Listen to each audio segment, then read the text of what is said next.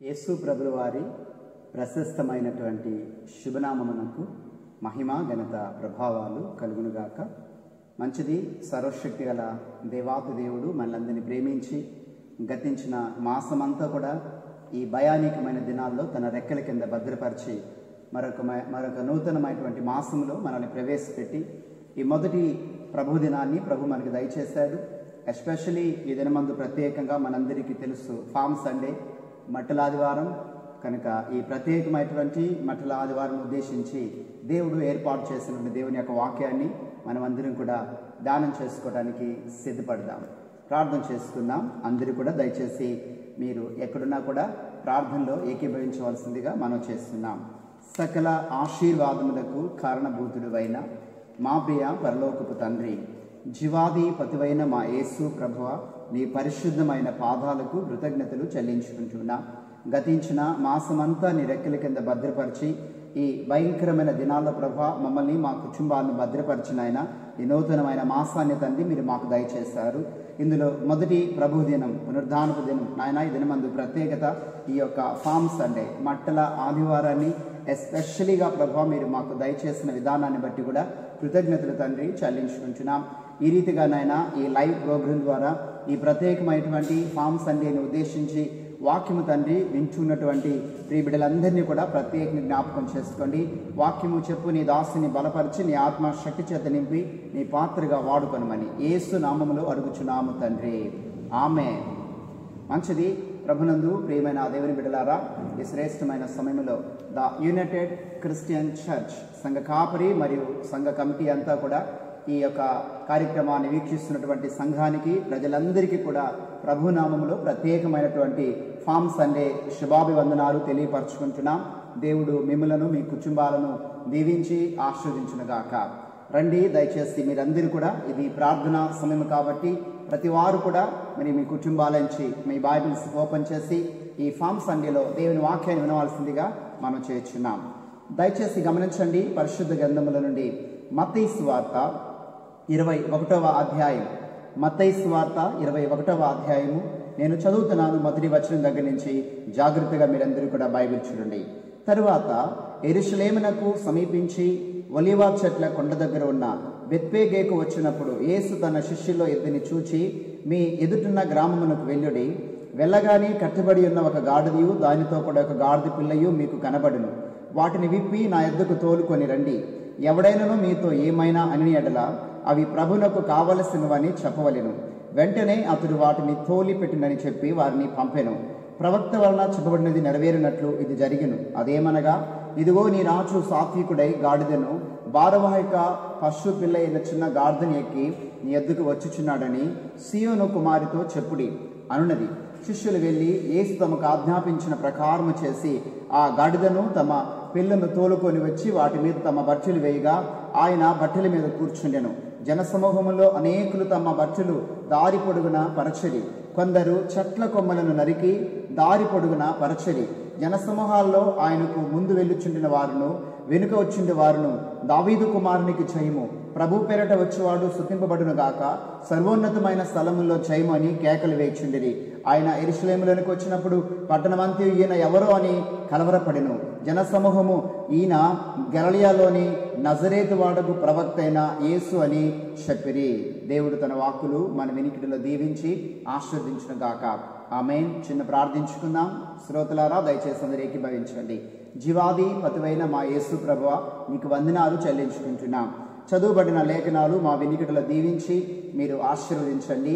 నిలుబడిన దాసుని బలపరచండి. ఎంతమంది ఈ లైవ్ ప్రోగ్రాం ద్వారా నీ వాక్యం వింటున్నారో వారందరితో మీరు మాట్లాడమని, నీ దాసుని ఆత్మశక్తి చేత నింపి వాడుకొనమని యేసు నామములో అడుగుచున్నాము తండ్రి, ఆమేన్. మంచిది. ప్రియులరా, మరొకసారి మీ అందరికీ కూడా ఈ ఫామ్ సండే యొక్క మరి శుభాకాంక్షలు తెలియపరచుకుంటున్నాం. ద యునైటెడ్ క్రిస్టియన్ చర్చిలో ఉన్న ప్రతి కుటుంబాన్ని, ఈ ప్రోగ్రాన్ని వీక్షిస్తున్న ప్రతి కుటుంబానికి కూడా మరి సంఘము, సంఘ కాపరి మరియు పెద్దలు మీకు మరొకసారి శుభాకాంక్షలు తెలియపరుస్తున్నాడు. దేవాతి దేవుడు మనందరి కుటుంబాల్ని భద్రపరచునుగాక. మంచిది. మనం చాలా భయంకరమైనటువంటి ఆ దినాల యొక్క పరిస్థితిని అనుభవిస్తున్నాం. ఈ కరోనా వైరస్ ప్రపంచానంతటిని కూడా అతలాకుతలం చేసింది. మెట్టుకు ఏది ఏమైనప్పటికీ కూడా మనందరినీ కూడా ప్రభువే కాచి కాపాడినాడు, కాపాడుతూనే ఉన్నాడు. కనుక మీరు అధైర్యపడవలసిన అవసరం లేదని తెలియపరచుకుంటున్నాను. దయచేసి ఇది ప్రార్థనా సమయం, ఇది ప్రభు దినం కనుక మీరందరూ కూడా కుటుంబాలుగా సంసిద్ధులై ఎవరి బైబిల్ వాళ్ళు ప్రత్యేకంగా తీసుకొని ఈ యొక్క కార్యక్రమంలో మీరు పాలుభాగాలు పంచుకోవాల్సిందిగా మనం చేస్తున్నాం. మనం దేవుని వాక్యంలో మనం చూస్తున్నట్లయితే మన ప్రభువును రక్షకుడైనటువంటి యేసు ప్రభువు వారు పరలోకం నుంచి భూలోకానికి వచ్చినటువంటి దేవాతి దేవుడు. ఆయన ఎన్నో సందర్భాల్లో ఈ భూమి మీద ఉన్నప్పుడు యెరూషలేము పట్టణాన్ని సందర్శించాడు. కానీ మత్తయి సువార్త 21వ అధ్యాయంలో మనం చూసినప్పుడు ఈ సందర్భం చాలా ప్రత్యేకమైనటువంటిది. నేనంటాను, ప్రభు అయిన యేసుక్రీస్తు వారు ఆయన పరిశుద్ధుడైనటువంటి దేవుడు. ఆయన వెళ్ళేటువంటి పట్టణమైన యెరూషలేము కూడా పరిశుద్ధమైన పట్టణం. అయితే పరిశుద్ధుడైనటువంటి దేవుడు పరిశుద్ధమైనటువంటి పట్టణంలోనికి ప్రవేశించుట నిజంగా ఇది క్రీస్తు జయోత్సాహము. ఈ ప్రవేశము నిజంగా ప్రపంచాన్ని కదిలించినటువంటి సన్నివేశం. ఇక్కడ మనం గమనించినట్లయితే మత్తయి సువార్త 21వ అధ్యాయంలో యేసు ప్రభువు వారు ఏం చేశాడు, తన శిష్యులకు ఏం చెప్పాడంటే, మీరు యెరూషలేమునకు సమీపించి ఒలీవ చెట్ల కొండ దగ్గరున్న బెత్పేగేకు వచ్చినప్పుడు యేసు తన శిష్యుల్లో ఇద్దరిని చూచి, మీ ఎదుటిన గ్రామమునకు వెళ్ళుడి, వెళ్ళగానే కట్టబడి ఉన్న ఒక గాడిదయు దానితో గాడిద పిల్లయు మీకు కనబడును, వాటిని విప్పి నా యొద్దకు తోలుకొని రండి అని యేసు ప్రభువు వారు శిష్యులకి చెప్పి పంపించాడు. వారు అలాగే వెళ్ళారు. ఆ గాడిద పిల్లను విప్పి ప్రభు దగ్గరికి తీసుకొని వచ్చారు. మనందరికీ తెలుసు ఇది ప్రవచనం యొక్క నెరవేర్పు. ఎందుకంటే లేఖనాల్లో ప్రియరా రాయబడినట్లుగా, ఇదిగో నీ రాజు సాత్వికుడై గాడిదను భారవాహిక పశువు పిల్లైన చిన్న గాడిదని ఎక్కి నీ యొద్దకు వచ్చుచున్నాడని సియోను కుమారుతో చెప్పుడి అని 5వ వచనంలో రాయబడినటువంటి ఈ ప్రవచనం మనందరికీ తెలిసినట్లుగా పాత నిబంధన గ్రంథంలో జకరియా గ్రంథం 9వ అధ్యాయం 9వ వచనములో అటువంటి ప్రవచనం యొక్క నెరవేర్పుగా మనం లేఖనాల్లో చూస్తూ ఉన్నాం. అయితే మంచిది, యేసయ్య దగ్గరికి ఆ గాడిదను తీసుకుని వచ్చినప్పుడు ఏం చేశారు అనే లేఖనాల్లో మనం చూసినట్లయితే 7వ వచనం కాడించి, ఆ గాడిదను దాని పిల్లను తోలుకొని వచ్చి వాటి మీద తమ బట్టలు వేయగా ఆయన బట్టల మీద కూర్చుండెను. జనసమూహములో అనేకులు తమ బట్టలు దారి పొడుగున పరచిరి, కొందరు చెట్ల కొమ్మలను నరికి. ఇక్కడ మనకు మత్తయి సువార్తలో చెట్ల కొమ్మలను అని తెలియపరచాడు. మనం మార్కు సువార్త, లూకా సువార్త, యోహాను సువార్తలోనికి మనం వెళ్ళి మరి జాగ్రత్తగా ఈ లేఖనాన్ని పరిశీలించినప్పుడు ఆ చెట్లు ఏ చెట్లు అని మనం ఆలోచన చేస్తున్నట్లయితే ప్రియులారా, అవి దేవుని యొక్క వాక్యములో రాయబడినట్లుగా గమనించండి. ఫామ్ ట్రీస్ అనగా దేవుని యొక్క వాక్యం మనతో చాలా స్పష్టంగా మాట్లాడుతున్నది. అవి ఖర్జూరపు యొక్క చెట్ల కొమ్మలే. ఆలోచించండి, వారు గాడిదను తీసుకొని వచ్చినప్పుడు బట్టలు పరిచారు, దారి పొడుగున దానిపైన పరిచారు. యేసయ్య గాడిద మీద కూర్చున్నారు. ఇప్పుడు జనసమూహం అంతా కూడా యేసు ప్రభుతో కలిసి యెరూషలేము పట్టణానికి వెళ్ళేటువంటి సందర్భంలో మరి ప్రజలందరూ ఏం చేశారంటే ఈ యొక్క ఖర్జూరపు యొక్క చెట్ల కొమ్మలను నరికి దారి పొడుగున పరచి వాటిని పట్టుకొని మరి ప్రభుతో కూడా వారు ప్రయాణం చేస్తున్నారు. వారు ఏమని ప్రయాణం చేస్తున్నారు అని మనం చూసినట్లయితే, దావీదు కుమారునికి జయము, ప్రభు పేరట వచ్చేవాడు స్తుతింపబడును గాక, సర్వోన్నతమైన స్థలములో జయము అని కేకలు వేయచ్చు. అనగా హోసన్న హోసన్న హోసన్న, ప్రభు పేరట వచ్చేవాడు స్తుతింపబడును గాకని వారు ఆ ఖర్జూరపు మట్టలను చేత పట్టుకొని ఆ దేవుని బిడ్డలందరూ కూడా వారు ప్రభుని స్తుతిస్తూ ప్రయాణం చేస్తున్నారు. మంచిదే. ఇక్కడ మీకు ఒక శ్రేష్టమైన పాఠాన్ని నేర్పించాలని ఆశపడుతున్నాను. ఏంటయ్యా ఆ పాఠం అంటే, ప్రభువుతో కూడా యెరూషలేములోనికి వెళ్ళేటువంటి వారు చేతుల్లో ఏం పట్టుకున్నారంటే ఖర్జూరపు మట్టలు చేత పట్టుకో ఉన్నారు. ఎందుకు వారు ఖర్జూరపు మట్టల్నే పట్టుకోవాలి? ఇంకా చాలా వృక్షాలు ఉన్నాయి కదా, మరి అవన్నీ కాదని ఖర్జూరపు మట్టల్ని ఎందుకు పట్టుకున్నారు? ఖర్జూరపు మట్టలు పట్టుకొని ప్రభువుతో కూడా కలిసి ప్రభుని గొప్ప ఆర్భాటముతో స్తుతిస్తూ గణపరుస్తూ మహిమపరుస్తూ ఎందుకు ప్రయాణం చేస్తున్నారో కొన్ని విషయాలు నేను మీకు ఈ ఫామ్ సండేను ఉద్దేశించి తెలియపరచాలని ఆశపడుతున్నాను. ఈ ఖర్జూరపు మట్టలు చేత పట్టుకోవడానికి గల కారణాలు ఏంటో నేను మీకు తెలియపరుస్తాను. కొన్ని విషయాలు లేఖనాల నుంచి మనము పరిశీలన చేద్దాం. దయచేసి నాతో కూడా మీరు ప్రయాణం చేయవలసిందిగా పిల్లరా మనం చేస్తున్నాను. నెంబర్ 1, ఖర్జూరపు మట్టలు దేనికి సాదృశ్యంగా ఉన్నాయి అని మనం చూసినట్లయితే దేవుని యొక్క వాక్యంలో మనం చూసినప్పుడు ప్రియులారా వాక్యం మనకు సెలవిస్తుంది. నెహెమియా గ్రంథము 8వ అధ్యాయం మొట్టమొదటి విషయం, నెహెమియా గ్రంథము 8వ అధ్యాయము 15వ వచనాన్ని నేను చదువుతాను, జాగ్రత్తగా వినండి. మరియు వారు తమ పట్టణములన్నిటిలో యెరూషలేములోను ప్రకటన చేసి తెలియజేసినది ఏమనగా, మీరు పర్వతమునకు పోయి ఒలీవ చెట్ల కొమ్మలను, అడవి ఒలీవ చెట్ల కొమ్మలను, గొంజి చెట్ల కొమ్మలను, ఇక్కడ ఈత చెట్ల కొమ్మలను రాస్తాడు. ఈత చెట్లు అనగా కూడా గమనించండి, అంటే ఫామ్ అనేటువంటి అర్థం. ఇంగ్లీష్లో ఈత చెట్లు అన్న ఖర్జూరపు చెట్లు అన్న ఒకే అర్థం ఉంటుంది. కాబట్టి ఈత చెట్ల కొమ్మలను, గుబురు గల వేరు వేరు చెట్ల కొమ్మల్ని తెచ్చి వ్రాయబడినట్లుగా పర్ణశాలలు కట్టవలెను. ఆ ప్రకారము జనులు పోయి కొమ్మలను తెచ్చి జనులందరూ తమ తమ ఇండ్ల మీదను తమ లోగిళ్లను దేవుని మందిరపు ఆవరణములో నీటి గుమ్మపు వీధులలోను ఎఫ్రాయిము గుమ్మపు వీధుల్లోను పర్ణశాలలు కట్టిరి. మనం చూస్తున్నాం నెహెమియా కాలంలో వారు చెరల నుండి వచ్చిన తర్వాత ఇశ్రాయేలు ప్రజలు ఏం చేశారు అనే లేఖనాల్లో మనం చూస్తున్నట్లయితే, ఈ చెట్ల కొమ్మలు నరికి వారు దేవుని ఆలయం దగ్గరికి వచ్చి ప్రత్యేకంగా సపరేషన్గా పర్ణశాలలు వారు కట్టుకున్నారు. దేంతో కట్టుకున్నారంటే చెట్ల కొమ్మలతో. అందులో ఏ చెట్ల కొమ్మలు ప్రత్యేకంగా అంటే ఈత చెట్లు అని రాయబడినటువంటి ప్రియులారా ఈ యొక్క ఖర్జూరపు యొక్క చెట్ల కొమ్మలతో కట్టుకున్నారు. అయితే కట్టుకొని వారు ఏం చేశారు అని చాలా ప్రాముఖ్యమైనటువంటి విషయం ఉందని మీకు నేను తెలియపరుస్తున్నాను. మరియు చెరలో నుండి తిరిగి వచ్చిన వారి సమూహము పర్ణశాలలు కట్టుకొని వాటిలో కూర్చుండి నూను కుమారుడైన యెహోషువ దినములు మొదలుకొని అది వరకు ఇశ్రాయేలు అలాగూ చేయలేదు. అప్పుడు వారికి బహు సంతోషం పుట్టిను. మరియు ఇదియుగాక మొదటి దినము మొదలుకొని ఆ కడవరి దినము వరకు అనుదినము యెజ్రా దేవుని ధర్మశాస్త్ర గ్రంథమును చదివి వినిపించుచు వచ్చను. వారు ఈ ఉత్సవమును 7 దినముల వరకు ఆచరించిన తర్వాత విధి చొప్పున 8వ దినాన వారు పరిశుద్ధ సంఘముగా కూడుకునిరి. అనగా ఇశ్రాయేలు ప్రజలందరూ కూడా ఈ యొక్క ఖర్జూరపు మట్టలను నరికి పర్ణశాల కట్టుకొని అందులో చేరి 7 దినాలు ప్రత్యేకంగా ఉన్నట్లుగా మనం చూస్తున్నాం.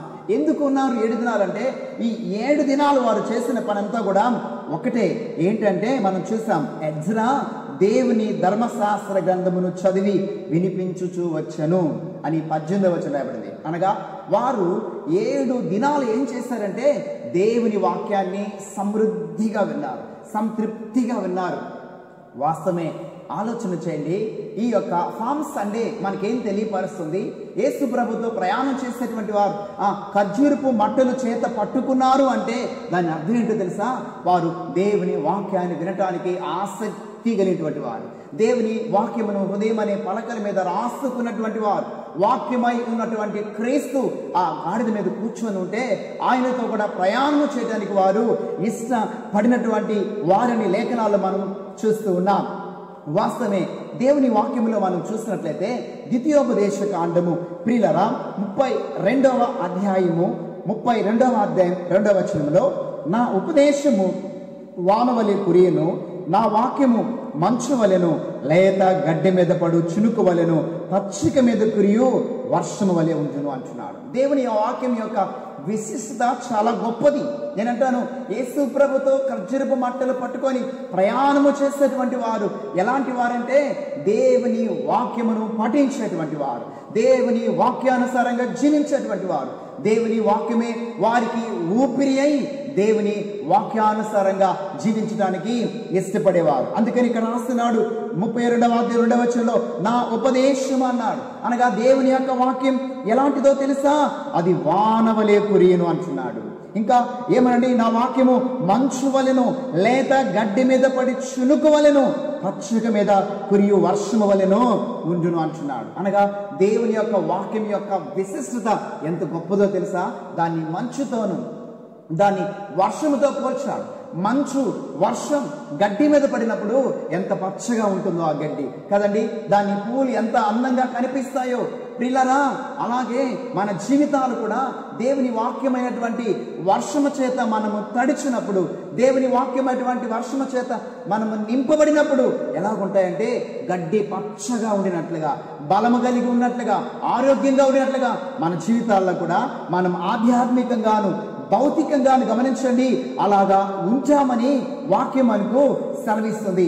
అది మాత్రమే కాదు, మరొక మాట మీకు చూపిస్తాను. కీర్తన భాగంలో 103వ కీర్తన ప్రియులారా 20వ వచనంలో మనం చూసినట్లయితే ఒక మాట రాయబడింది అక్కడ, యెహోవా దూతలారా ఆయన ఆజ్ఞకు లోబడి ఆయన వాక్యమును నెరవేర్చు బలశూరులారా అంటున్నాడు. అబ్బా, ఎంత చక్కని మాట కదండి. ఖర్జూర మాటలు చేత పట్టిన వారంటే ఎవరో తెలుసా?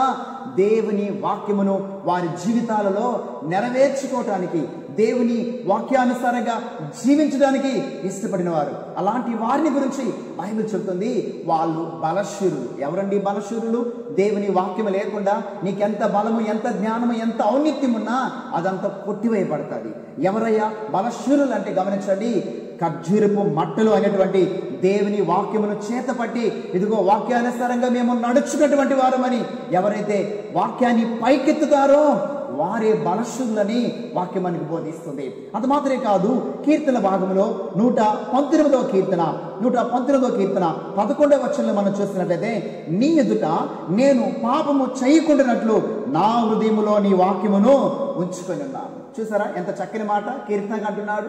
ఖర్జూర మాటలు చేత పట్టం అంటే అర్థం ఏంటి తెలుసా?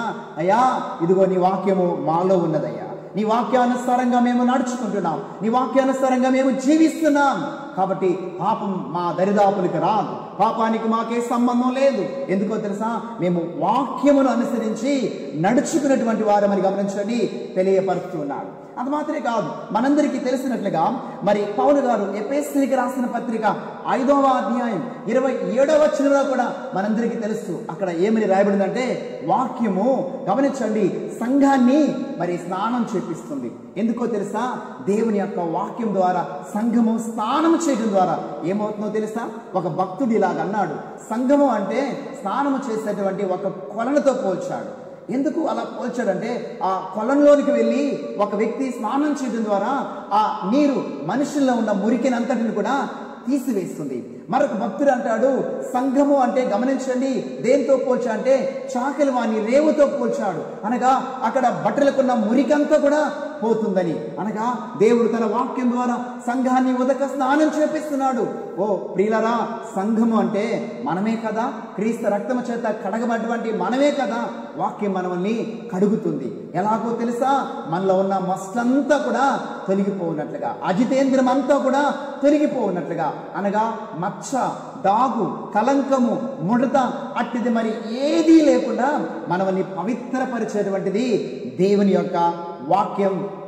వాక్యం వాక్యం కాబట్టి దేవుని వాక్యం మనకి ఏమని బోధిస్తుందంటే, యేసు ప్రభుతో ప్రయాణము చేసేటువంటి వారందరూ కూడా ఖర్జూరపు మట్టలు చేత పట్టుకొని ప్రభుని స్తుతిస్తూ, గణపరుస్తూ, మహిమపరుస్తూ ప్రయాణం చేస్తున్నారంటే, నెంబర్ 1 వారు మనకు నేర్పించే పాఠం ఏంటో తెలుసా?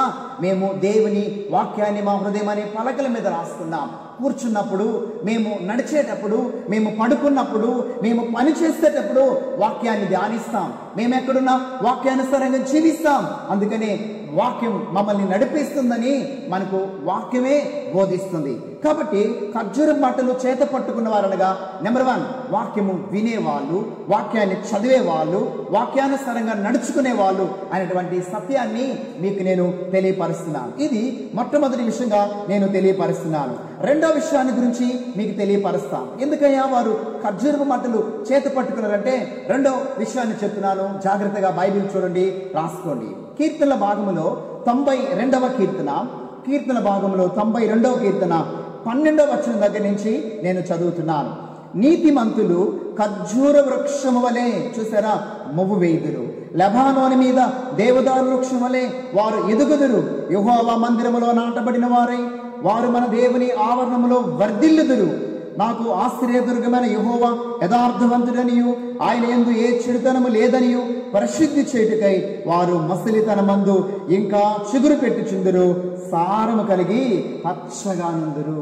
చూసారా, కీర్తనాకారుడు చాలా చక్కని విషయాలు తెలియపరుస్తున్నాడు. రెండవదిగా మనం చూస్తే ఈ యొక్క ఖర్జూరపు గమనించండి, ఈ చెట్ల కొమ్మలు దేనికి సాదృశ్యంగా ఉన్నాయని మనం చూసినట్లయితే, ప్రియులరా 92వ కీర్తనలో చక్కగా రాస్తున్నాడు 12వ వచనంలో, నీతిమంతులు ఖర్జూర వృక్షం వలె మోవేదురు. ఇది నీతిమంతుని చూపిస్తుంది. సెకండ్ వన్ అనగా ఈ యేసు ప్రభుతో ప్రయాణము చేసేటువంటి వారిలో చిన్నలు మొదలుకొని పెద్దల వరకు ఆలోచించండి. ఖర్జూరపు మట్టలు చేత పట్టుకొని ఆ ప్రభు పేర వచ్చువాడు స్తుతింపబడును గాక, సర్వోన్నతమైన స్థలములో ఆయనకు మహిమనియు, హోసన్నా హోసన్ననియు ఆయనను స్తుతిస్తూ వారు ప్రయాణం చేస్తున్నారంటే దాని అర్థం తెలుసా? మేమందరము నీతిమంతులమని వారు వ్యక్తపరుస్తున్నారు. ఎలాగో తెలుసా? బైబిల్ చెప్తుంది, నీతిమంతుడు లేడు, ఒక్కడు కూడా లేడు రాస్తున్నాడు పౌలు గారు రోమియ సంఘానికి. అయితే నీతిమంతులు ఎవరండి? అదే పౌలు గారు తెలియపరచారు. ఎవరైతే క్రీస్తు యేసు రక్తధారల చేత కడగబడతారో, మరలా చెప్తున్నాను, క్రీస్తు యేసు రక్తధారల చేత కడగబడతారో, ఆలోచించండి, నీటి మూలంగా మారు మనస్సు పొంది బాప్తిసము తీసుకుంటారో, దేవుని బిడ్డలుగా జీవించడానికి తీర్మానం చేసుకున్నారో వారందరూ కూడా నీతిమంతులే. ఎందుకంటే అలాంటి వారి మీద యేసయ్య తన నీతి వస్త్రాన్ని కప్పాడు, అందుకని వారు నీతిమంతులు. ప్రియులారా, ఏ నామములో నీతిమంతులుగా తీర్చబడటానికి ఈ లోకములో అవకాశం లేదు. ఒక యేసుక్రీస్తు నామములో మాత్రమే మనం నీతిమంతులుగా మార్చబడతాం అన్న సత్యాన్ని నేను మీకు చాలా క్షుణ్ణంగా తెలియపరుస్తున్నాను, మీరు జ్ఞాపకం చేసుకోండి. అయితే దేవుని వాక్యంలో మనం చూస్తున్నట్లయితే నీతిమంతుల కొరకు దేవుడు ఎన్నో దీవెనలు కాదండి, ఎన్నో ఆశీర్వాదాలు సిద్ధపరిచినట్లుగా మనం చూస్తున్నాం. నేను మీకు కొన్ని విషయాలు చూపిస్తాను. ఎందుకు మరి మనం నీతిమంతులుగా ఉండాలి, ఎందుకు మనం నీతిమంతులుగా మార్చబడాలి అంటే కొన్ని విషయాలు మీకు చూపిస్తాను. కీర్తనల గ్రంథములో నుంచి ప్రియులరా 37వ కీర్తన మరి 25వ వచనాన్ని మనం చదువుకుందాం. నేను చిన్నవాడినై ఉంటిని, ఇప్పుడు ముసలివాడినై ఉన్నాను, అయినను నీతిమంతులు విడువబడుట కానీ వారి సంతానము భిక్షమెత్తుడు కానీ నేను చూచి ఉండలేదు. అబ్బా, ఎంత చక్కని మాట కాదండి. అది మాత్రమే కాదు, దినమెల్ల వారు దయాళులై అప్పిచ్చుచుందురు, వారి సంతానపు వారు ఆశీర్వదింపబడుదురు. దావీదు అనుభవంతో చెప్పుతున్నటువంటి మాట ఎవరి గురించి అండి?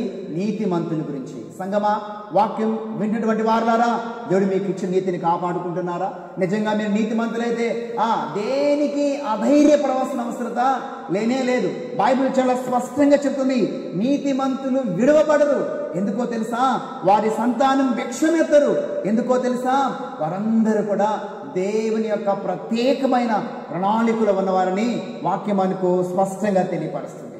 అది మాత్రమే కాదు, కీర్తన భాగంలో 34వ కీర్తన మరి 15వ వచనాన్ని కూడా ఒకసారి మీ జ్ఞాపకం చేస్తాను చూడండి. 34వ కీర్తన 15వ వచనం, యెహోవా దృష్టి నీతిమంతుల మీద ఉన్నది, ఆయన చెవులు వారి మరలకు ఎగ్గి ఉన్నాయి. సంగమా, నీవు నీతిమంతుడు అయితే, నీ కుటుంబం అంతా కూడా క్రీస్తు యొక్క నీతిని వస్త్రం వలె ధరించుకొని ఉన్నట్లయితే కీర్తన అంటున్నాడు, యెహోవా దృష్టి అంట నీతిమంతుని మీద ఉన్నది. కరోనాకి భయపడుతున్నావా? ఆలోచించండి, అధైర్య పడవలసిన అవసరం లేదు. ఆయన ఆజ్ఞ లేనిదే చీమ కూడా మనల్ని కుట్టదు.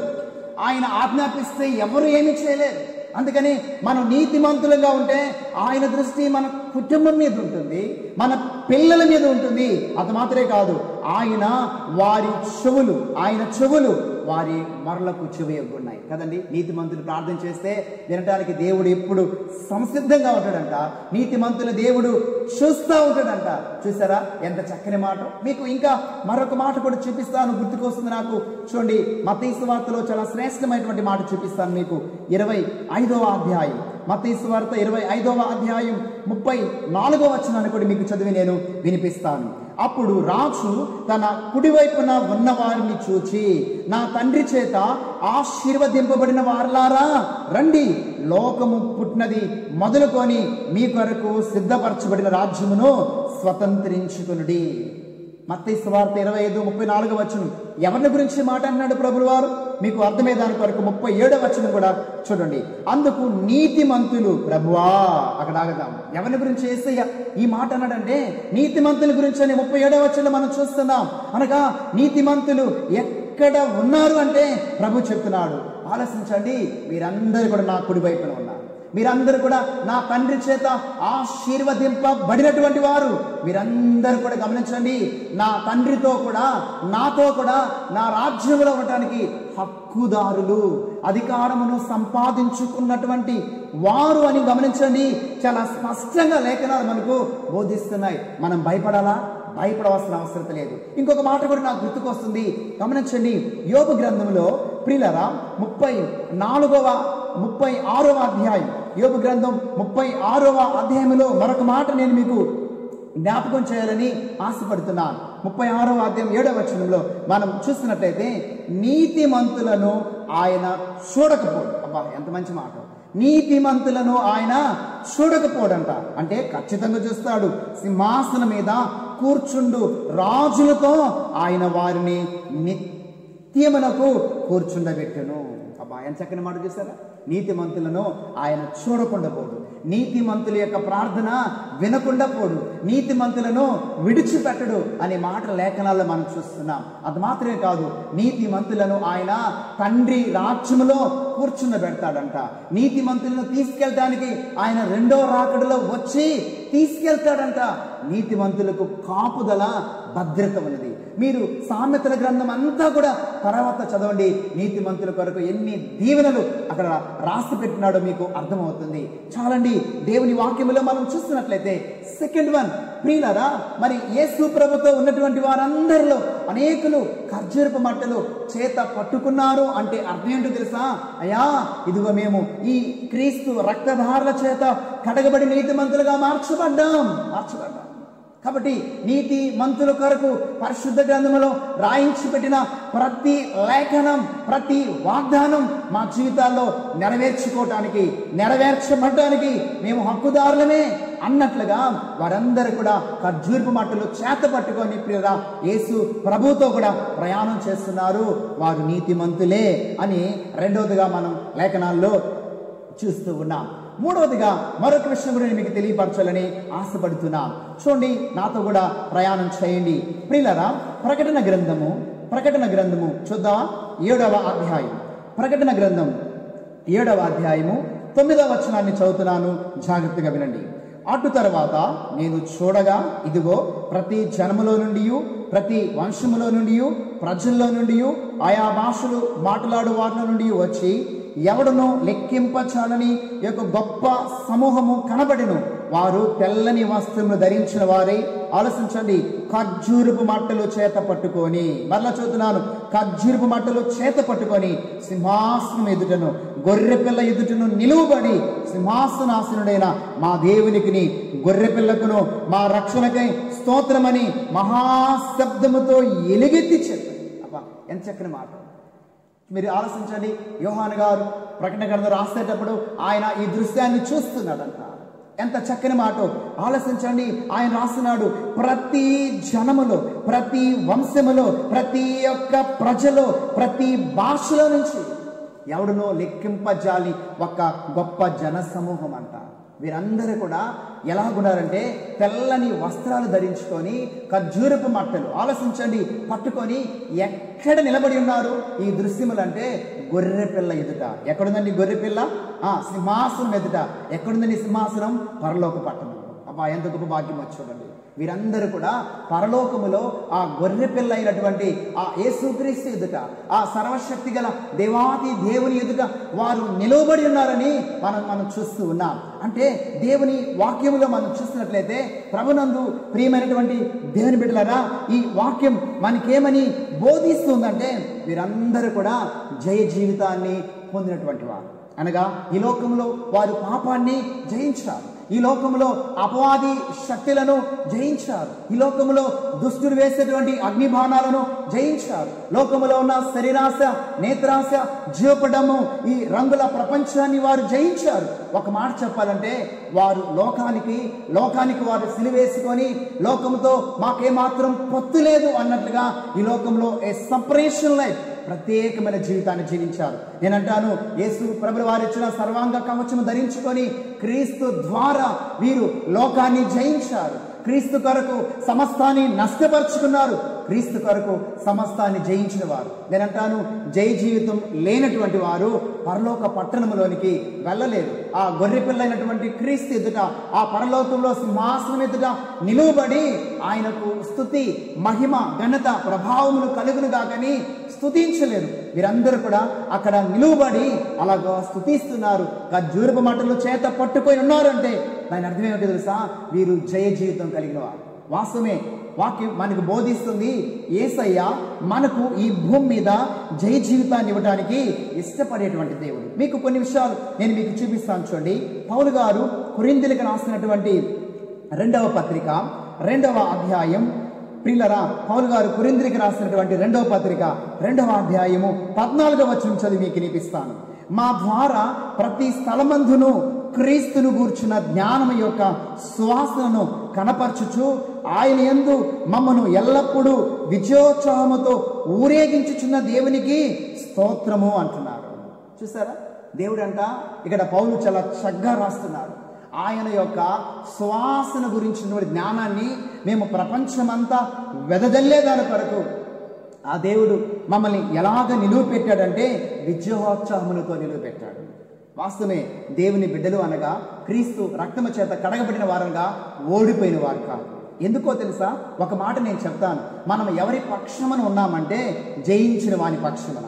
యేసయ్య మనకు మాదిరి. ఆయన ఈ లోకములో సమస్తాన్ని జయించాడు, చివరికి మరణాన్ని కూడా ఆయన జయించాడు. అవును కాదండి?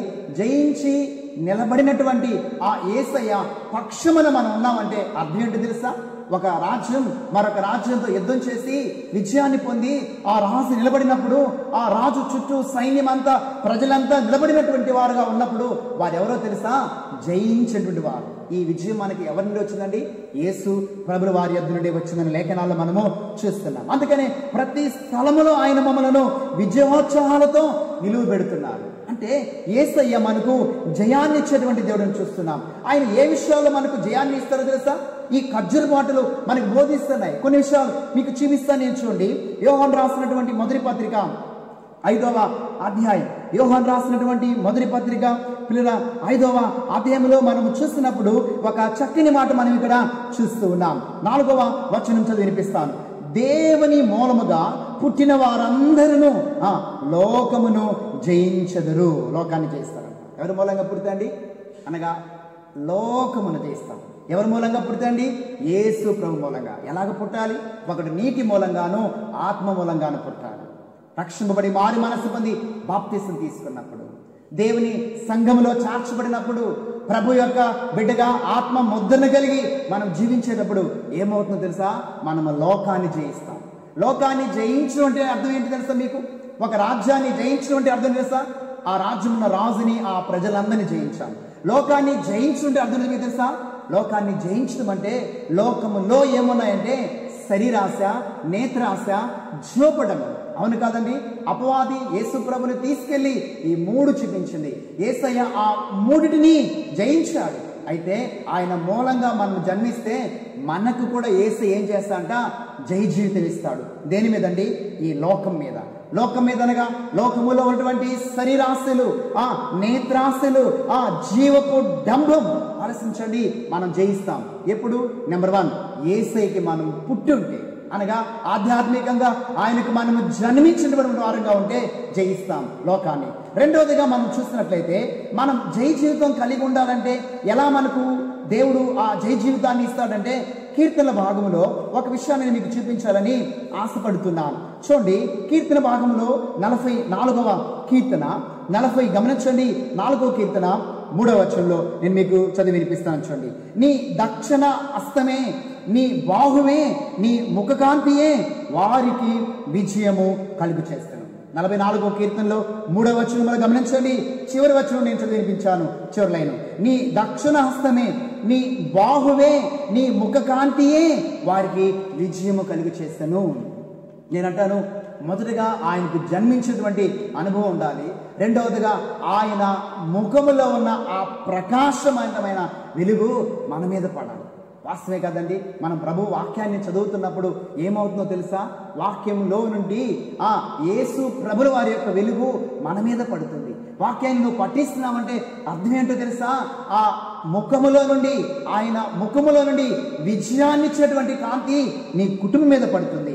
వాస్తవమే, నువ్వు వాక్యం చదువుతున్నప్పుడు ఈ కరోనా వైరస్ మాత్రమే కాదు, ఇంకా ఎన్ని వైరస్లు వచ్చినా, ఎన్ని గమనించండి మన కుటుంబాన్ని పాడు చేసేటువంటి, మరణానికి తీసుకెళ్లేటువంటి విపత్తులు వచ్చినా మనం వాక్యాన్ని పఠించేటువంటి వారముగా ఉన్నప్పుడు, వాక్యమైనటువంటి యేసయ్య యొక్క ముఖ కాంతి మన కుటుంబం మీద పడినప్పుడు ఏమవుతుందో తెలుసా? వాక్యం మనకు సెలవిస్తుంది, వాటన్నిటి మీద యేసయ్య మనకు జయాన్ని ఇస్తాడంట.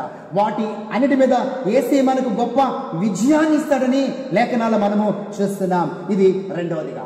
మూడవదిగా మనం చూస్తున్నట్లయితే మరొక విషయం కూడా నేను మీకు చూపించడానికి ఆశపడుతున్నాను. ప్రియులారా, పౌలు గారు రోమీయులకు రాసినటువంటి పత్రిక 8వ అధ్యాయం, రోమా పత్రిక 8వ అధ్యాయం 37వ వచనం కాడించి మీకు చదివి వినిపిస్తాను. ఆయనను మనల్ని ప్రేమించిన వాని ద్వారా మనము అన్నిటిలో అత్యధికమైన విజయం పొందుచున్నాం. అబ్బా, ఎంత చక్కని మాట మీరు చూడండి పిల్లరా. ఆయనను మనల్ని ప్రేమించిన వాని ద్వారా మనము అన్నిటిలో కదండి, వీటన్నిటిలో చెప్పాలంటే ప్రతి దానిలో కూడా అత్యధికమైన విజయం. మామూలు విజయం అని చెప్పాడండి? లేదు, అత్యధికమైనటువంటి విజయం. ద గ్రేట్ విక్టరీ నీకు కావాలా? ఎలాగో తెలుసా? ఆయన ప్రేమను పొందుకున్నప్పుడు. సంగమా, ఆయన ప్రేమను పొందుకున్నావా?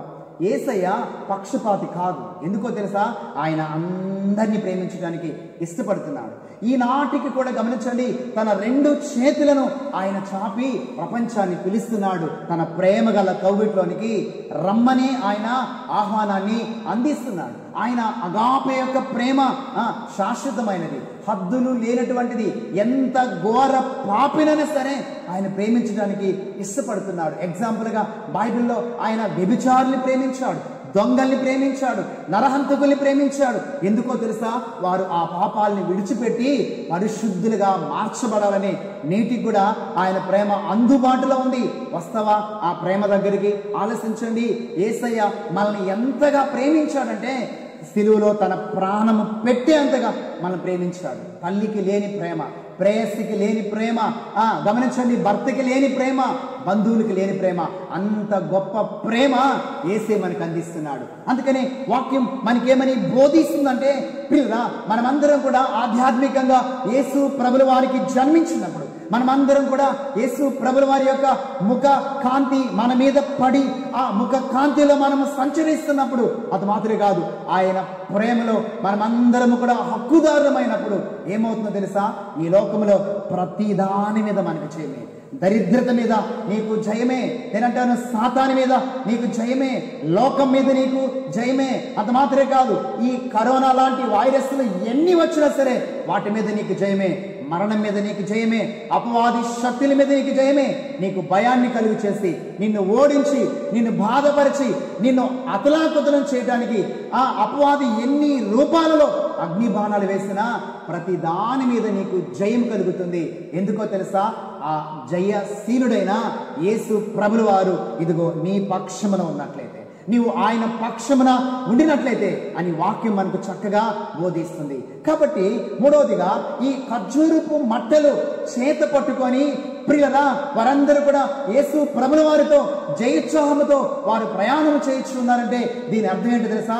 ఇదిగో మేము లోకాన్ని జయించడానికి, మేము పాపాన్ని జయించడానికి, మేము అపవాదిని జయించడానికి, ఇదిగో ఈ యొక్క భయంకరమైనటువంటి వైరస్ని జయించడానికి ఇదిగో మాకు శక్తిని దయచేసినటువంటి ఇదిగో మా దేవునితో కూడా మేము ప్రయాణం చేస్తున్నాము అన్నటువంటి నినాదాన్ని వారు చూపిస్తున్నట్లుగా మనం ఇక్కడ చూస్తున్నాం. ఇది మూడో విషయం. ఇకపోతే చివరిగా పిల్లల 4వ విషయాన్ని నేను మీకు తెలియపరిచి నా వాక్యాన్ని ముగించడానికి ఇష్టపడుతున్నాను. 4th వన్, లాస్ట్ వన్, యోహాను సువార్త 12వ అధ్యాయం. యోహాను సువార్త 12వ అధ్యాయము 13వ వచనాన్ని మీకు నేను తెలియపరుస్తున్నాను.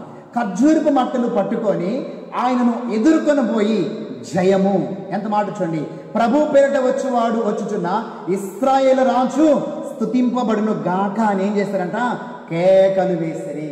యోహాను సువార్త 12వ అధ్యాయం 13వ వచనంలో మనం చూస్తాం, ఖర్జూరపు మట్టలు పట్టుకొని ఆయన ఎదుర్కొనబోయి జయము, ప్రభు పేరిట వచ్చుచున్న ఇశ్రాయేలు రాజు స్తుతింపబడును గాకని కేకలు వేసిరి.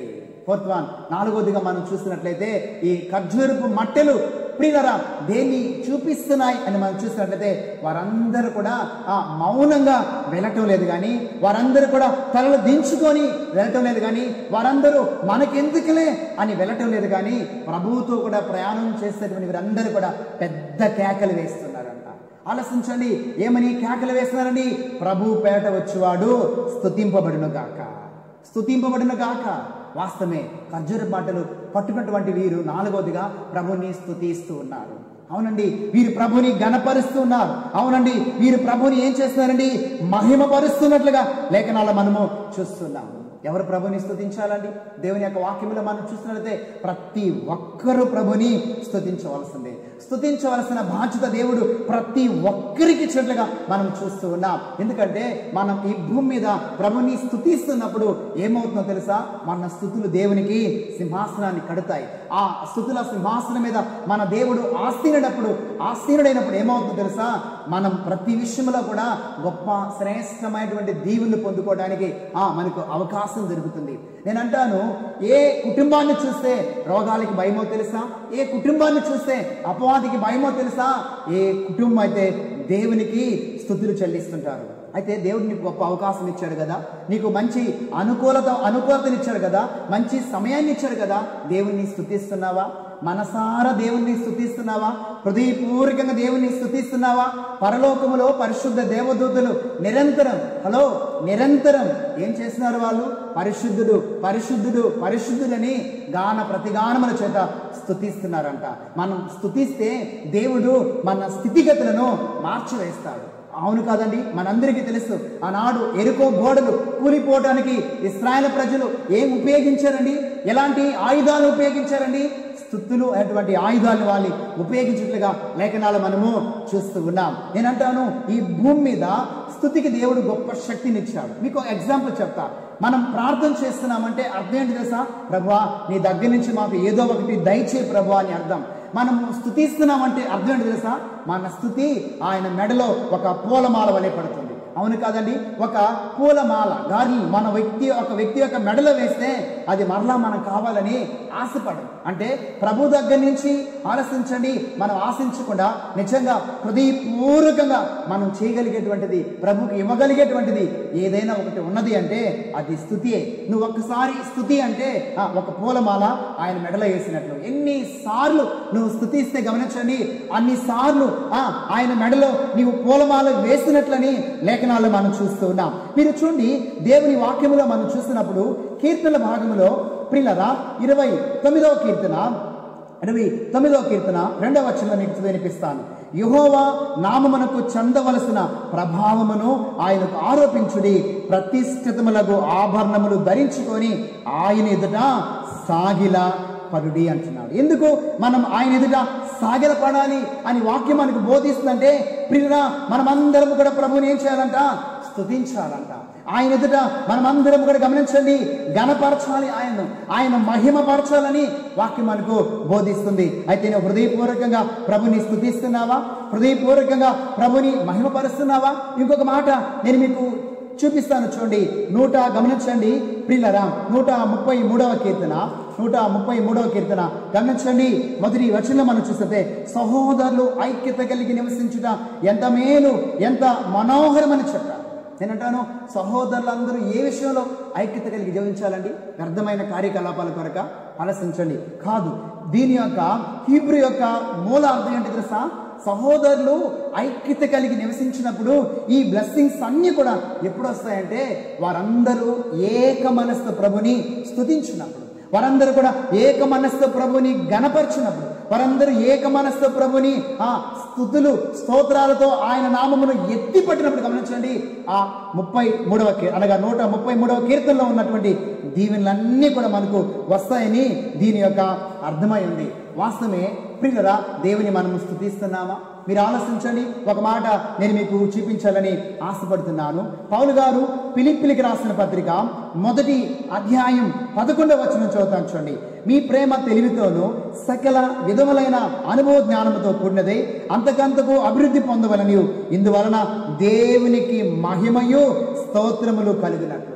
పౌలు అన్నాడు, ఇందువలన దేవునికి మహిమయు స్తోత్రము కలిగినట్లు మీరు యేసుక్రీస్తు వలన నీతి ఫలములతో నిండుకున్న వారే క్రీస్తు దినమునకు ఆ నిష్కపటులను నిర్దోషులు కావాలనియు ప్రార్థించుచున్నానంటున్నాడు. ఇలా చెప్పుకుంటూ పోతే ఎన్నో లేఖనాలు మనకున్నాయి కదండి, ఎన్నో వచనాలు మనకున్నాయి. పరిశుద్ధ గ్రంథంలో మీరు ఏ భక్తుని జీవితాన్నైనా మీరు జాగ్రత్తగా పరిశీలించండి. వారు ఏం చేశారండి?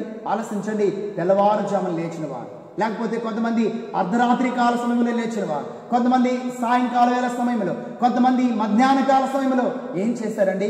వారు తమ చేతులను పైకెత్తి ప్రభుని స్తుతించారు. నేనంటాను, ఈ భూమి మీద నీ కుటుంబంలో నీవు దేవుణ్ణి స్తుతిస్తున్నావంటే ఏం జరుగుతుందో తెలుసా? పరలోకములో ఉన్నటువంటి దేవదూతల యొక్క ఆరాధనలో నువ్వు ఏకీభవించావని అర్థం. భూమి మీదే ఉండి పరలోకంలో దేవుని స్తుతించగలిగే శక్తి దేవుడు నీకు అనుగ్రహించున్నాడు. స్తుతించేటువంటి నోరు, స్తుతించేటువంటి హృదయం, స్తుతించేటువంటి శరీరం ఎప్పటికీ కూడా ఈ భూమి మీద బలమైనదే, శక్తి కలిగిందే అన్న విషయాన్ని మీరు ఎన్నడూ కూడా మర్చిపోకూడదని నేను లేఖనాల ద్వారా మీ అందరికీ కూడా తెలియపరచుకుంటున్నాను. చాలండి, దేవుని యొక్క వాక్యంలో మనం చూస్తున్నప్పుడు మరి గొప్ప జయోత్సాహముతో ఆ యెరూషలేములోనికి యేసు ప్రభుతో కూడా గమనించండి జనసమూహం వెళ్ళారు. అక్కడ రాయబడినటువంటి విషయం ఏంటంటే, చరిత్ర చెప్తుంది, అది శ్రేష్టమైనటువంటి ఇశ్రాయేలు ప్రజలకి ఒక ప్రత్యేకమైనటువంటి పండుగ దినం. ఆ పండుగని ఆచరించడానికి ఆ ప్రపంచమంతా చెదిరిపోయినటువంటి యూదులందరూ, ఇశ్రాయేలు ప్రజలందరూ కూడా గమనించండి ఆ యెరూషలేములోనికి వెళుతూ ఉన్నారు. అయితే యేసయ్య ప్రత్యేకంగా ఆ విప్పబడినటువంటి గాడిద మీద కూర్చున్నప్పుడు శిష్యులతో పాటు జన సమూహం అంతా కూడా ప్రయాణం చేస్తున్నప్పుడు ఒక ప్రత్యేకమైనటువంటి ప్రజ, చిన్నల మొదలుకొని పెద్దల వరకు మనకు కనిపిస్తున్నారు. నేను అంటాను, ఆ ప్రజే ఈనాడు యేసుక్రీస్తు రక్తదారుల చేత కడగబడినటువంటి ప్రజ, క్రీస్తుని రక్షకుడుగా అంగీకరించినటువంటి ప్రజ, క్రీస్తు కొరకు జీవించడానికి ఆ నిర్ధారణ చేసుకొని జీవిస్తున్నటువంటి ప్రజ, వారే దేవుని సంఘం. వారేం చేస్తారో తెలుసా? ఇదిగో ఖర్జూరపు మట్టలు చేత పట్టుకొని ప్రభుని ఆ గణపరుస్తూ వారు ప్రయాణం చేస్తారు. 4 విషయాలు నేను మీకు తెలియపరచాను. ఏంటో తెలుసా? నెంబర్ 1, ఖర్జూరపు మట్టలు ప్రియులా వారందరూ కూడా చేతపట్టి ప్రభుని స్తుతించారు అంటే దాని అర్థం మేమందరం కూడా దేవుని వాక్యము చేత నింపబడి వాక్యానుసారంగా జీవించే వారు అని నిదర్శనం అని కనిపిస్తుంది. రెండవదిగా ఖర్జూర మాటలు చేత పట్టుకొని వారు ప్రభుని స్తుతిస్తూ ప్రయాణం చేస్తుంటే దాన్ని అర్థం చేసా, మేము యేసు ప్రభుల వారి యొక్క నీతిని ధరించుకొని నీతిమంతులుగా ఇదిగో ప్రయాణం చేస్తున్నామని దీని యొక్క అర్థం. మూడవదిగా వారు ఖర్జూర మాటలు చేత పట్టుకొని ప్రయాణము చేయించున్నారంటే దీని అర్థం చేసా, ఈ భూలోకంలో మేము సమస్తాన్ని జయించి ఇదిగో పరలోకములో చేరి ఉండామని దీని అర్థం. నాలుగవదిగా వారు ఖర్జూర మాటలు చేత పట్టుకొని వారు ప్రయాణము చేయించున్నారంటే దీని యొక్క అర్థం ఏమిటో తెలుసా ప్రియురా? మేము హృదయపూర్వకంగా ఇదిగో మా ప్రభుని స్తుతించేవారమి, గణపరిచేవారమి, మహిమపరిచేవారమని లేఖనాలు మనకు బోధిస్తున్నాయి. కాబట్టి పరిస్థితులు ఎంత అననుకూలంగా ఉన్నా మనము అధైర్యపడవలసిన అవసరత లేనే లేదు. నేనంటాను, ఒకవేళ మనం ఈ దినాల్లో బయటకు వచ్చి ఖర్జూర పట్టుల చేత పట్టుకొని ప్రయాణం చేయవలసినటువంటి అవసరం లేదు. కానీ మన హృదయాలలో, మన కుటుంబాలు, మన జీవితాల్లో గమనించండి, ఆ ఖర్జూరపు మట్టలు అనేటువంటివి ఆధ్యాత్మికంగా మనం పట్టుకొని ప్రయాణం చేస్తున్నప్పుడు, అనగా ఈ శ్రేష్టమైన గుణ లక్షణాలు మనం కలిగి క్రీస్తుతో కూడా ప్రయాణము చేస్తున్నటువంటి వారంగా మనం ఉన్నప్పుడు గమనించండి, ఎప్పటికీ కూడా ప్రభు మనతో కూడా ఉంటాడు అన్న సత్యాన్ని మనం ఎన్నడూ కూడా మర్చిపోకూడదని మీ అందరికీ తెలియపరచుకుంటూ నేను వాక్యాన్ని ముగించుకుంటున్నాను. దేవుడు తన వాక్కులు మన వెనుకల్లో దీవించి ఆస్వాదించును గాక. ఆమేన్. ప్రార్థన చేసుకుందాం. అందరూ మోకరించండి, ప్రార్థనలో ఏకీభవించండి. సర్వాధికారమైన మా దేవ, సర్వ సంపదలకు నిలయమైన మా యేసయ్య, నీకు స్తుతులు నాయన, స్తోత్రములు మా తండ్రి చెల్లించుకుంటున్నాం. అవునయ్యా, ఆనాడు మీరు విప్పబడినటువంటి గాడిద మీద ఎక్కి కూర్చున్నారు. అయ్యా, మీరు పరిశుద్ధుడు అయిన దేవుడివి, యెరూషలేము పట్టణము పరిశుద్ధమైనది. అయితే నీతో వెళ్ళేటువంటి వారు అనేక మంది, లక్షల మంది ఉన్నా అందరూ పరిశుద్ధులు లేరు, కానీ ఒక గుంపు వారు పరిశుద్ధులుగా ఉన్నారు. వారు ఏమి చేశారంటే ఖర్జూరపు మట్టలు చేత పట్టుకున్నారయ్యా. ఇదిగో నీ నామాన్ని బట్టి వారు నిన్ను స్తుతిస్తూ నిన్ను ఘనపరుస్తూ అయ్యా నిన్ను మహిమపరుస్తూ వారు ప్రయాణము చేసినట్లుగా నాయన లేఖనాల్లో మేము చూడగలిగాం. ఇందుని బట్టి ప్రభా నిన్ను స్తుతిస్తున్నాం. ఖర్జూరపు మట్టలు నాయన ఇదిగో చేత పట్టినటువంటి వారంటే ఏమిటో ప్రభా మీరు మాకు తెలియపరచారు. నీకు వందనాలు నాయన చెల్లించుకుంటున్నాం. మరి వాక్యం ఎంతమంది అయితే విన్నారో వారందరి జీవితాల్లో కూడా పరిశుద్ధాత్మ దేవా మీరు నీరు కట్టి ఫలింపచ్చుమని దేవా ప్రార్థన చేస్తున్నాం. మా జీవితాల్లో మేము కూడా నాయన ఇదిగో నీ వాక్యానుసారంగా జీవించేటువంటి వారంగా ఉండడానికి కృప మాకు అనుగ్రహించమని మా తండ్రి ప్రార్థన చేస్తున్నాం. తండ్రి మా జీవితాల్లో మేమందరం కూడా నా తండ్రి అయ్యా ఇదిగో నా తండ్రి జై జీవితాన్ని పొందుకోవడానికి సహాయించమని మా దేవ ప్రార్థన చేస్తున్నాం. మీ కృపలో ప్రత్యేకంగా జ్ఞాపకం చేసుకోమని మా తండ్రి ప్రార్థన చేస్తున్నాం. మేమందరం కూడా హృదయపూర్వకంగా నిన్ను స్తుతించేటువంటి వారంగా ఉండడానికి సహాయించమని మా తండ్రి ప్రార్థిస్తున్నాం. మీ కృపలో కృప చూపించమని ఆయన ప్రార్థిస్తున్నాం. మేమందరం కూడా నీతిమంతులుగా జీవించడానికి సహాయించమని మా దేవ ప్రార్థిస్తున్నాం. మీ కృపలో ప్రత్యేకంగా కనికరించమని ఆయన మరి పెట్టుకుంటున్నాం. వాక్యం ఎంతమంది ఈ లైవ్ ద్వారా విన్నారు ప్రతి వారిని మీరు దర్శించండి అయ్యా, ప్రతి వారిని మీరు కనికరించండి, ప్రతి వారికి నీ కృప అనుగ్రహించమని మా దేవ ప్రార్థన చేస్తున్నాం. జ్ఞాపకం చేసుకోండి నాయన ఈ సండే యొక్క ప్రత్యేకమైన దీవెనలు ప్రత్యేకమైన ఆశీర్వాదములు తండ్రి వాక్యం వినే ప్రతి వారికి మీరు దయచేయమని మా దేవ ప్రార్థన చేస్తున్నాం. Especially the United Christian church మా సంఘ బిడ్డల వారి కుటుంబాలు ప్రత్యేకంగా దీవించున్నాయన మీరు ఆస్వాదించండి. నీ కాపుదల నీ భద్రతను ప్రభావం మీరు మాకు దయచేయమని మా దేవ ప్రార్థిస్తున్నాం. నాయన త్వరలోనే అయ్యా ఈ అననుకూలమైన వాతావరణం అంతా కూడా తొలగిపోయి మాకు మంచి వాతావరణం మీరు దయచేయండి. మరలా మేమంతా సంఘముగా కూడుకొని నీ నామాన్ని స్తుతించి ఘనపరిచి మహిమపరిచేటువంటి భాగ్యం తండ్రి మా అందరికి మీరు దయచేయమని అప్పటి వరకు ప్రత్యేకంగా మా సంఘ బిడ్డలను వాక్యం వింటున్నటువంటి ప్రతి వారిని వారి కుటుంబాలను మీరు భద్రపరచమని నీ కాపుదల నీ భద్రతను తండ్రి ప్రతి ఒక్కరికి మీరు దయచేయమని మా దేవ ప్రార్థించుకుంటూ ఈ దిన దీవెనల చేత ఆశీర్వాదముల చేత మేలుల చేత నింపి మీరు మాత్రమే కాపాడమని యేసు ప్రభుల వారి అతి శ్రేష్టమైన నామములో ప్రార్థన చేసి అడిగి వేడుకొనుచున్నాము మా ప్రియ పరలోకపు తండ్రి. ఆమేన్ ఆమేన్ ఆమేన్. ఆశీర్వాదాలు తీసుకుందాం ప్రియులారా. మన పరమ తండ్రి అయిన యెహోవా దేవుని యొక్క ప్రేమ, తన ప్రియ కుమారుడు మన రక్షకుడైన యేసు ప్రభుల వారి కృప, పరిశుద్ధాత్మ దేవుని యొక్క అన్యోన్యమైన సహవాసము, త్రియేక దేవుని యొక్క ఆశీర్వాదములు వాక్యం విన్న ప్రతి వారికి మా బిడ్డలందరికీ మా సంఘం అంతటికి ప్రతి కుటుంబానికి ఆయన రాకడ పర్యంత వరకు ఆయన భద్రత ఆయన కాపుదల ఆయన సన్నిధి తోడుగా ఉండి కాపాడును గాక. ఆమేన్ ఆమేన్ ఆమేన్. Thank you. God bless you. ప్రభు మిమ్మల్ని అందరినీ దీవించును గాక.